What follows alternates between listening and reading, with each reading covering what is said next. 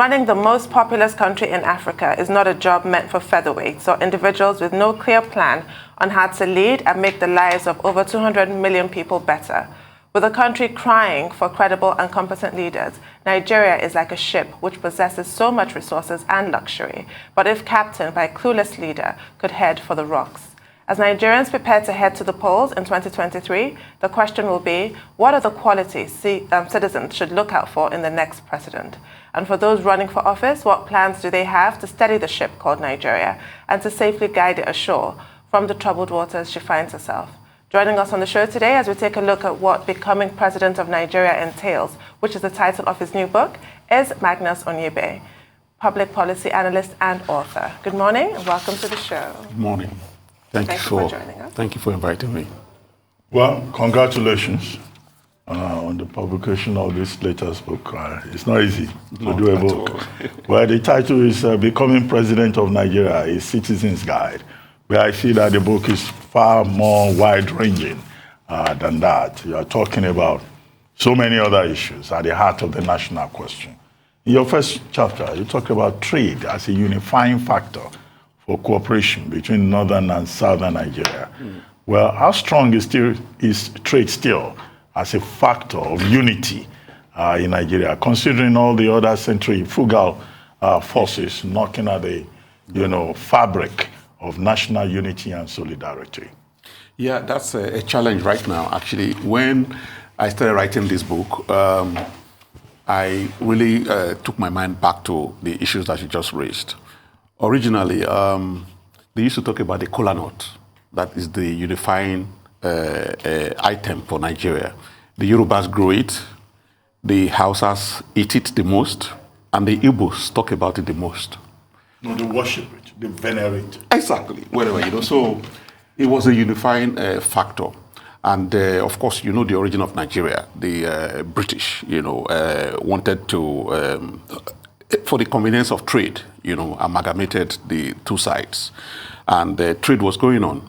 And it was easy for the northern people to understand the southern people and vice versa. The southerners were going there to go and do the artisanal work, trading of kola nuts and all the other things, spare parts dealing, pharmacy and stuff like that and all that.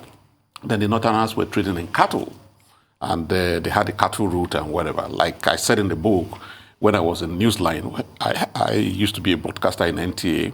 I followed the cattle trail. I went on the train, back in the days, and I followed them all the way from the north to the east and ended up in Enugu, where I met a Musa who spoke Igbo fluently without any accent, Hausa accent. He had been born in Enugu and his kids were growing up there, and he had acculturized. So trade was enhancing those unifying factors, in those days. But unfortunately, that's not the case anymore because politics, I think, has thrown up all sorts of issues and religion as well, which I dwelt on, and where we are right now. Right, then you then go into one of the huge schisms that we have in this country. You dedicate a chapter to the origin of the discontents fueling the jostle for a Nigerian president of Igbo extraction. Can you expand on that call and what are those origins? The origins is that, first of all, if we want to be equitable, we started the process of rotation of the presidency since 1999. And the Igbos, after the war, have been feeling alienated. In fact, they are like a stepchild, who's not needed in the family. They were conquered, so to speak, and General Gawan, who was the head of state then, came up with the policy of no victor, no vanquished. But unfortunately, that has not been the case. And the policy of 3 R's, reconstruction, rehabilitation, and all the others, and restructuring, didn't take place. Reconstruction. Exactly. Did not take place. So the people have been like outsiders. And this had gone on for a very long time. And they're thinking that they were latching their hope on the rotation principle, thinking that, okay, he has gone to the southwest, and it's in the north now, and it will come back to them naturally. But that doesn't seem to be the case. Everybody's jostling for it. It's like a coin that has been tossed up. And everybody, both the North, South, East, are jostling for it. And this has been the issue. There are a lot of people who are arguing, like Pa Adesanya, for instance, who's a very noble man, that's saying, listen, that for equity's sake, that this thing should go to these people. But in politics, equity hardly matters. Yes. Yes. So, but for in politics, equity hardly counts, whatever, So that's the challenge. A lot of people believe that if the Igbos are given the opportunity, that a lot of the crisis points would be eliminated and there'd be harmony, But unfortunately, that may not be the case because, as I said, equity hardly counts in politics. Well, but somewhere in the book, you were referring to the Arise TV interview. Tundu and I were part of that panel, the interview with the president. Yes. And, you were very serious about the president saying if Igbos want to be a president, they should join the APC. Correct. Now, right now, we have quite a number of Igbos, on the platform of the APC, and it looks like whichever way the game goes, the APC is going to choose a southern president, perhaps, because the southerners are in the majority there. But everybody from the southeast wants to be a president. Each of the 5 states, has his own candidate. You have Ngige from Anambra, you have Umahi from Ebonyi. You have someone from everywhere. You have Okorocha from Imo. You have Ojuz Okalu from Abia. Who else is there now? Governor, is there Governor Nnamani from Enugu? Yes. Okay, former Governor Nnamani. So you have every state. Do you think that if the Southeast is really, focused on this, shouldn't the Southeast agree on a consensus? In the PDP, we have seen that that's a bit difficult. But in the APC, where it's almost certain this thing will go to the South, why don't we have that consensus? That's the problem. Why is it so difficult? Igbos. They are very Republican. The Igbos have always been very Republican. That's why there's a saying in Igbo land that Igbo Nweze, they don't have a king. The Igbos don't have king. Everybody is a king in his own small kingdom. And this experience that you just mentioned happened in the time of, in 1999, in the time of Ekweme. Ekweme had been zeroed on in 1999 to be put up by the PDP as the presidential candidate. But as soon as he left the venue and went home and told them, the Igbo people, that they should rally around him, he wanted to be the president, all sorts of people started declaring, from Igbo land. So many of them, a motley crowd. And at the end of the day, the person who later became the president used the Igbo people to whittle down his votes during the delegates' conference in Jos. So it's the nature of Igbo people to be Republican, because as you pointed out, in the past 2 weeks or a month now, there's been a deluge of Igbo people turning up, from everywhere. And we were complaining like 3 months ago that no Igbo man had shown up, and that why would they be claiming that it's their turn when they are not showing interest. But right now, in the past 1 month, there are so many people out there from Igbo land wanting to be president. So they have not even narrowed down to any single person. So they don't act like the Yorubas or like the Hausas especially, who organize themselves, maybe because of their system, their feudal system, or the Yoruba land where you also have the system of monarchy, that the king also can talk to the rest of the people and they can align and whatever. But in Igbo land, like I said, there's no king as such. Everybody is a king in his own small kingdom. So there's no rallying figure, unlike the days of Ojukwu, the warrior, the leader of Biafran war, who was able to organize the people and they will all fall in line. There's no such figure in the East right now. So that's why there's all sorts of conflicts and what I might refer to as a motley crowd of people gunning for the same office.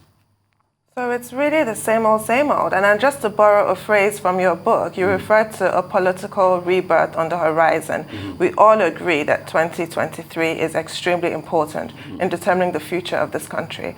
I mean, how are the political elite, how are they missing the point here, behaving in exactly the same way, which will lead to exactly the same results?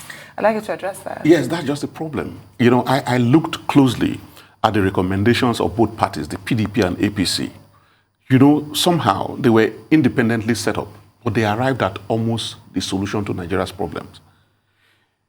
APC, led by APC's panel, led by El-Rufai, came up with the policy that there should be restructuring and there should be state police.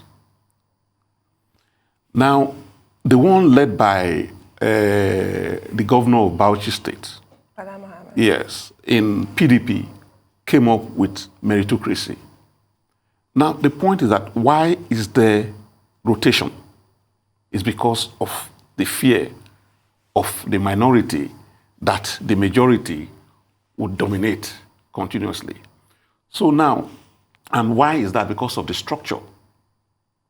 Because they share resources by land space, they share resources that belongs to everybody, between everybody, you know, instead of the people or the areas or the zones that particularly have the resources having the first say, whatever, you know, and stuff like that.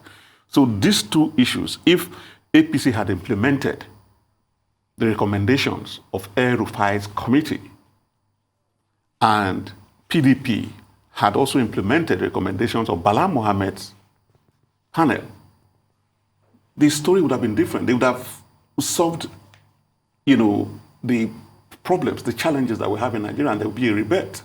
Because there won't be fear of domination by the majority anymore when the country is restructured. And when the country is restructured, there won't be need for rotation of presidency anymore. It will be by merit. So they identified these two issues that would reset Nigeria, you know, but both parties have refused to implement them. That's what the problem is. Okay, well, I find your chapter 7 interesting. It's titled, A Case for the Amendment of the 1999 Constitution, and if possible, its replacement with a 1963 Constitution, or a hybrid of parliamentary and presidential system to promote equity and inclusiveness. And you have a review of, you know, the Constitutions 1963, 79, and 1999. And you are talking about constitutional amendment being dogged by a failure of imagination. Well, at the moment, we have a constitutional amendment process. Out of 68 clauses that were considered by the National Assembly, the National Assembly agreed on 48 of those clauses, including clauses relating to autonomy for the state legislature and the judiciary and the houses of assembly, and also clauses on independent candidacy, separation of office of Attorney General from that of Minister of Justice, the office of the Accountant General of the federal government rather than of the federation, changes in names of certain local governments and all of that, But what do you say about that process, really? Because now we need 2/3 of the 36 states to endorse even those 48 clauses to start with. But are you of the view that even that is a futile process, or do you align yourself with the likes of Chief Afe Babalola saying that in fact there should be no election? Absolutely. That we should resolve the constitutional problem first? Yes. A lot of us have not really looked critically at the point that Baba Afe Babalola made. The point is that this National Assembly, as it is, will never make the changes that will make the difference, because it's not in their best interest, selfish interest, okay? Because it's also dominated by certain people whose interests will be injured or will be altered if certain things happened. That's what the problem is. So the review of the Constitution did not go far enough. They did not deal with the real issues. They are just cosmetic issues that were dealt with, which is what the problem is. You know, first of all, you know, people tend to believe that resource control, for instance, is about the South. But they are not thinking far enough to realize that that's not exactly the case. That the point is that sooner or later, the reliance on oil resources will be gone, and land mass will become very important. And most of the land mass are actually in the north. You know, so when they did the review that I wrote the article about 2-3 years ago, they were so micro-focused on resource control, but not realizing that the north has vast land, which is very major resource that could be harnessed, and a lot of things can happen. So the issue now is the constitutional changes that they have made are not significant enough to be able to take us to the destination that we should be heading. And I agree with Afe Babalola that the present National Assembly, as it is, would not make the changes, which is, evident, and that it would take, maybe a suspension of the Constitution for 6 months for those far-reaching decisions to be made by people outside the National Assembly, because the National Assembly will not cede that right to people outside to perform. So we need an extraordinary situation for that to happen, which is, what the whole issue in that chapter is about. Left to me, a hybrid, for instance, in Ghana, they operate a presidential system, but it's hybrid. It's not totally the way the American system is. In Rwanda, they also have a hybrid, but we borrowed the US system, hook, line, and sinker, and that's a problem. It's too expensive until we come to that realization that it's too expensive. And as you are aware, the US didn't start operating that system ab initio. Okay, it took time before they got to this system that they're operating. And before then, they had put all the infrastructure and everything that they need in place. And even then, the presidential system is not even that expensive because the people in the National Assembly also don't take the whole resources that comes to the country as we do right now. I mean, I believe that we are spending 92% of the income of this country in debt servicing. Is a product or a fallout of the fact that we are spending so much money on the National Assembly, on the executive arm of government. Because if we were still operating the 1963 Constitution, which is the constitution, which is the system that Britain bequeathed to us, parliamentary system, our overhead would be far, far, far less. The elected people will be the ministers. And a lot of it is at the state level, national level, and all the levels and whatever. But right now, we are spending so much money on overhead that we are not able to put infrastructure on the ground. And if we're unable to put infrastructure on the ground, we're already doomed. We are jeopardized. We're in jeopardy. So it's a problem that, for instance, we're spending 4 trillion naira on petroleum subsidy when we are spending probably 6 trillion or thereabout on infrastructure. And infrastructure, there's a debt of infrastructure. So it doesn't make any sense. We're practically subsidizing the whole of West Africa because the petrol that we bring into this place gets to as far as Cameroon and all the West African countries and whatever. We are acting like we are Venezuela. Venezuela made the same mistake some years ago, and they're still in the doldrums right now because they were acting as a socialist country under the influence of Castro of Cuba, and they were subsidizing fuel or petrol for people in the Caribbean. And here they are, plus the issues that they had with the US and co and stuff like that and whatever. So it's a very big problem. And I'm glad that the World Bank have been raising the issue that fuel subsidy, petrol subsidy, it's a very big problem for us. Anyway, part of the problem in Venezuela is probably Chavismo. Of course. Hugo Chavez, and also the threat of the United States to the north. Of course, yes. Magnus Onyibe is still our guest, public policy analyst and author. We'll take a short break now, and then when we return, the conversation with him will continue. He's still with us here in the studio. We'll be right back.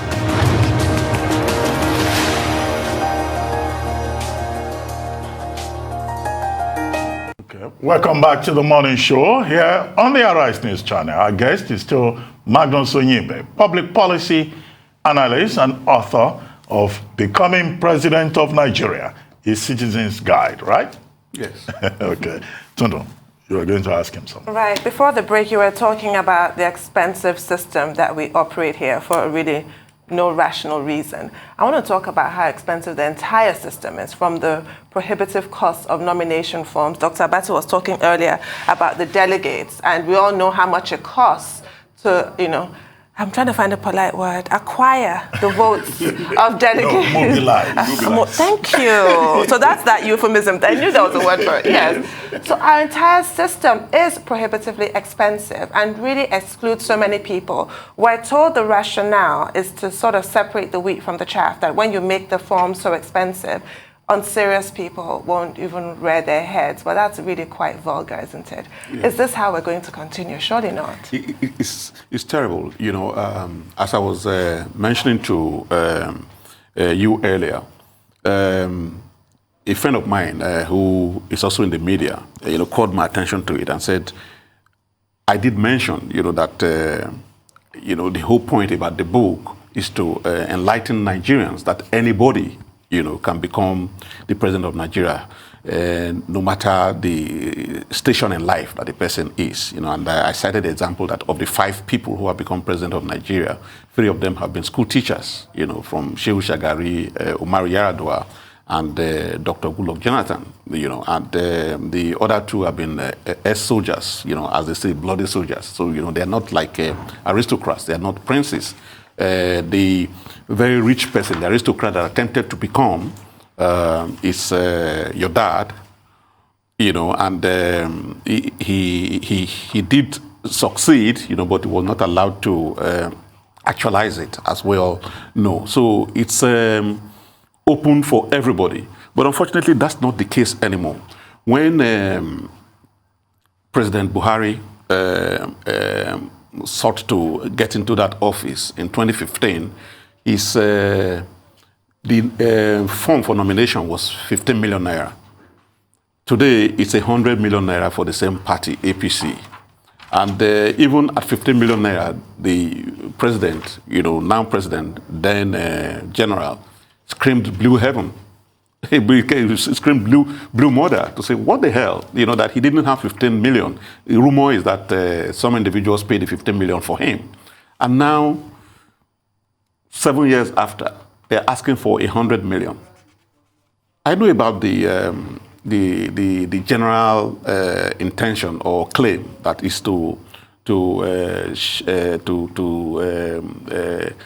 get the chaff out of the wheat, to get the proper people to get involved. There are other ways of doing it in the United States of America, that you, from stage to stage, if you are not able to mobilize certain number of people, you are not able to get certain number of LGAs involved, and stuff like that, then you drop out, whatever, And so those would have been good measures. There's also the belief that they are raising the funds being asked from the politicians to get paid for their forms, because the parties need the money. They need the money. We are not operating American style where people donate money from all over the country. They pay their $1, $2 or whatever, and stuff like that. In Nigeria, they expect the party to give them money. They don't give money to the party, except people who are in office, whatever, and stuff like that. So it's a problem. So the guy, my friend, pointed out to me that, oh, Magnus, you're saying this thing is for everybody and anybody that wants to run, but that's not true. How many people can raise 100 million for a ticket? That not many people. So a lot of Nigerians are being excluded from the contest. And I had raised the same issue in one of the pieces that I wrote when PDP said 40 million. And I had said, like, a few of my good friends, like Dele Momodu, Shore, and co., who are non-government people and are not in public office where they could have made money for themselves or they could use, are being inconvenienced, are being weeded out one way or the other. And bang, I was thinking that a progressive party like APC would do better, but they have even worsened. They've doubled what PDP is asking for, plus another half of it, 150% more. So it's alarming. A lot of people have been weeded out, and it's unfortunate. I don't think there's justification for it. Some people have said, that the individuals who are contesting are not the ones bringing the money, that they have committees of friends doing that. And when that's subterfuge, we know that they are the ones who are giving them the money. If they're not the ones giving them the money directly, they have facilitated the people making that money that they're going to apply. In fact, I was reading somewhere where somebody wrote that the entire salary of a president in the whole year, in fact, in the 4 years of being on the saddle, is not 100 million. So it would be expected that the person who's running for the office of the president, if he succeeds, would want to recoup that money very fast. Okay, quickly. Some of these points that you have made, I see parts of it in the final, essay in the book, The Citizen Guide on How to Become the President of Nigeria, where the title of the book is taken from. And your point is that, yes, if you are popular, you can be president of Nigeria. After all, we have a wrestler in the U.S. becoming governor of a state. We have a comedian, as president of Ukraine. The comedian is even fighting a war now. The most significant man right now. And that you have a bodybuilder, Arnold Schwarzenegger, who became a governor also in the U.S., an actor, Ronald Reagan.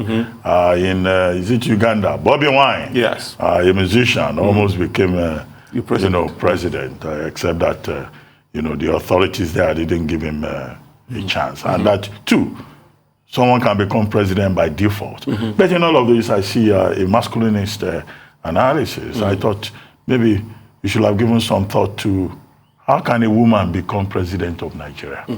Or even vice president. Yes. Because women are not part of the equation at all.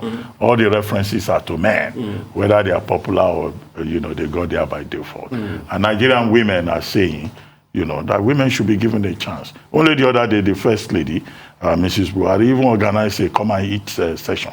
And she was making a case for women. What do you think about the prospects of a female president someday? Yes, I get your point. The unfortunate thing is that the globe as a whole, the entire world, if you look at the number of women who have been presidents, prime ministers, or head of state, it's been really infinitesimal. During the last Women's Day, I wrote an article where I listed the number of women who have been presidents and head of states, and there's no empirical evidence to support it, but I believe that women have been very good leaders. If you go from Germany, where the woman just left, to somewhere around Chile, where the woman who just left, lives in a flat, owns only a flat, and stuff like that, and women. So generally, I don't know if it's their constitution or their makeup, but women have the tendency of not really wanting to amass wealth. They are mothers, so they really care for the nation as their children. That's what I think. Whatever, a lot of people will not agree. To mention some women. I agree. Those exceptions prove the rule. Yes. Thank you very much.